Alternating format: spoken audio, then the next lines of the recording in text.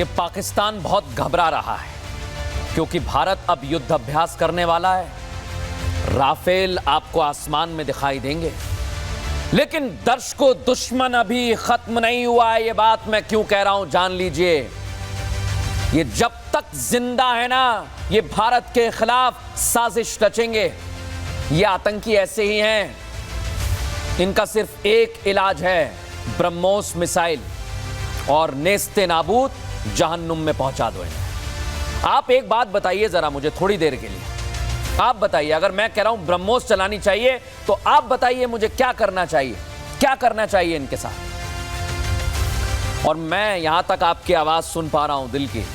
आप कह रहे हैं ना कि ठीक लिखा है आपने, मिटा देंगे इन्हें, बिल्कुल मिटा देना चाहिए, यही कह रहा हूं मैं भी, मिटाएंगे इन्हें, लेकिन एक नहीं, पूरी प्लानिंग के साथ। ये बहुत सारे हैं क्योंकि, और ये जितने भी आतंकी हैं ना, ये हाफिज, मसूद अजहर, जो ये भारत के खिलाफ साजिश रच रहे हैं, वो तो जान लें कि तुम्हारा नंबर आएगा।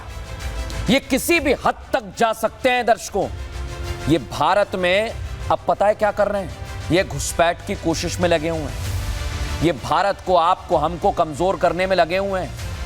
जासूस पता है ना इनके कैसे कैसे सामने आ रहे हैं। लेकिन अब मैं आपको जो आगे खबर दिखाने वाला हूं, वो आज देखनी ही चाहिए, बहुत जरूरी है, बहुत जरूरी कह रहा हूं तो जरूरी है, क्योंकि भारत युद्ध अभ्यास करने वाला है।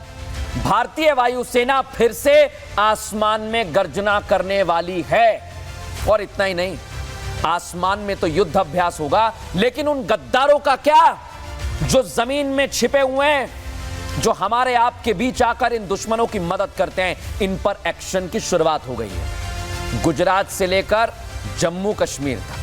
लेकिन उससे पहले एक और बात आपको आज बतानी होगी। राष्ट्र सर्वोपरि में मैंने आपसे पहले दिन कहा था, आपको सावधान रहना होगा, और मुझे यह बताते हुए खुशी हो रही है कि गुजरात के साथ कई राज्यों के लोग राष्ट्र सर्वोपरि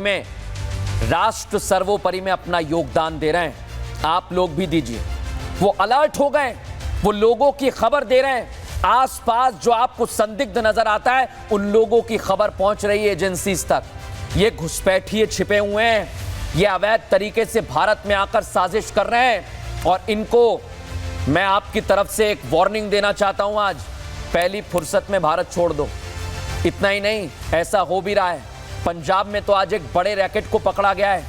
ये सारी घटनाएं देश भर के दर्शकों में आपको क्यों बता रहा हूं, क्योंकि अब वक्त आ गया है इन लोगों को पहचानना है, इनको भारत से भगाना है। लेकिन आज कैसे देश भर में एक्शन हुआ है देखिए जरा।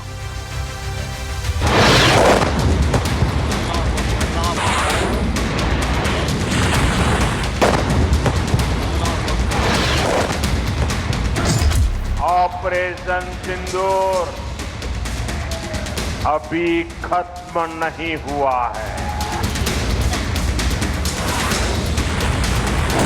मैं यहाँ तो आप कहना चाहूंगा कि ऑपरेशन सिंदूर अभी खत्म नहीं हुआ है। ऑपरेशन सिंदूर समाप्त नहीं हुआ है। ये वो संदेश है जिसे सीजफायर का ऐलान करने के साथ ही भारत की तरफ से दुश्मन तक सबसे पहले पहुंचा दिया गया था। इसी संदेश में भारत के अगले कदम के तार जुड़े हुए हैं। केवल पाकिस्तान ही नहीं, भारत हर मोर्चे पर दुश्मन के खात्मे की तरफ बढ़ रहा है, क्योंकि भारत आगे बढ़ रहा है।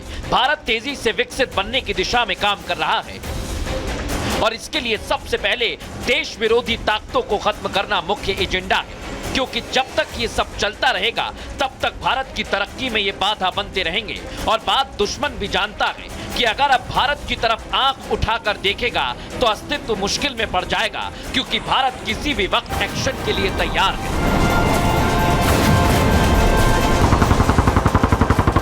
आज से 5 दिन बाद 9-10 जुलाई को भारतीय वायुसेना युद्ध अभ्यास करने वाली है। भारत ने पाकिस्तान के साथ अपनी सीमा के दक्षिणी भाग के पास अभ्यास के लिए हवाई क्षेत्र आरक्षित करने की अधिसूचना जारी कर दी है। भारत दिनों दिन अपनी ताकत बढ़ाने की दिशा में काम कर रहा है, और पाकिस्तान है जो भारत के दिए घाव से अभी तक उबर नहीं पाया। पाकिस्तान ने एक बार फिर रहीम यार खान के लिए नोटिस जारी किया है।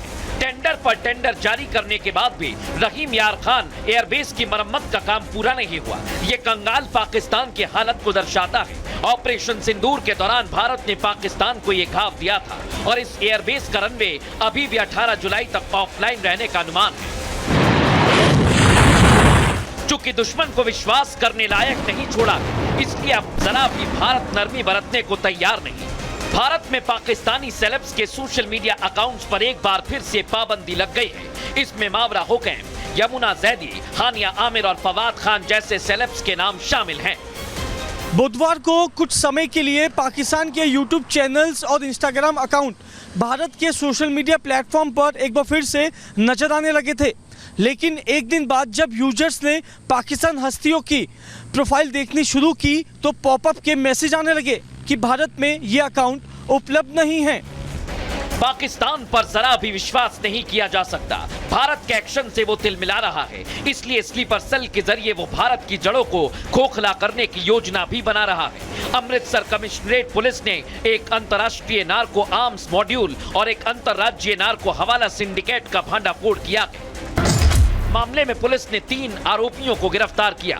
आरोपी पंजाब में हथियार पहुंचाने के लिए पाकिस्तान और मलेशिया के हैंडलर्स के निर्देश पर काम कर रहे थे। इनमें से 2 आरोपी हाल ही में मलेशिया से लौटे हैं। इनके पास से पुलिस को 5 अत्याधुनिक पिस्तौल और 1 किलोग्राम हेरोइन मिली है, जबकि एक दूसरे मामले में दिल्ली, कर्नाटक और दुबई से जुड़े नार्को हवाला नेटवर्क में 6 आरोपियों को गिरफ्तार किया है, जिसमें 9.5 लाख रुपए से ज्यादा की ड्रग मनी और 150 ग्राम हेरोइन के साथ 2 चीनी पिस्तौल बरामद की है, जिससे ये साफ होता है कि दुश्मन हर मोर्चे पर भारत को खोखला करने का प्लान बना रहा है, लेकिन भारत के खिलाफ साजिश रचने वालों को नेस्ते नाबूद करने की योजना भारत के पास है। घाटी में आतंकी खतरे से निपटने के लिए देश की सुरक्षा को मजबूत करने के लिए कदम उठाए जा रहे हैं। हमारे कार्यकर्ता लगातार से इनका साथ देते हैं, इसमें कोई दो राय नहीं। पार्टी का हर कार्यकर्ता तैयार है इन लोगों के साथ काम करने के लिए, क्योंकि हमारे लिए देश की सुरक्षा, उसके साथ साथ वहाँ पर रहने वाले लोगों की सुरक्षा हमारे लिए प्राथमिकता है। दुश्मन कभी भी आपकी सुरक्षा में सेंध लगा सकता है, इसलिए हर मोर्चे पर दुश्मन से निपटने के लिए भारत सरकार काम कर रही है, क्योंकि दूसरे देशों से रिश्ते अपनी जगह हैं, लेकिन उन सब से पहले राष्ट्र सर्वोपरि है। इसलिए बांग्लादेशी घुसपैठियों पर भी लगातार भारत एक्शन ले रहा है। बड़ोदरा एयरफोर्स स्टेशन से 250 अवैध बांग्लादेशियों को डिपोर्ट कर दिया गया है। बांग्लादेशी घुसपैठियों पर यह कार्रवाई बीते 2 महीने से चल रही है। 1200 से ज्यादा घुसपैठियों को भारत से डिपोर्ट किया गया है, क्योंकि ये देश के लिए नासूर बनते जा रहे हैं, जो बोझ बनकर यहाँ अवैध तरीके से रहते हैं और देश की तरक्की में रोड़ा बन जाते हैं।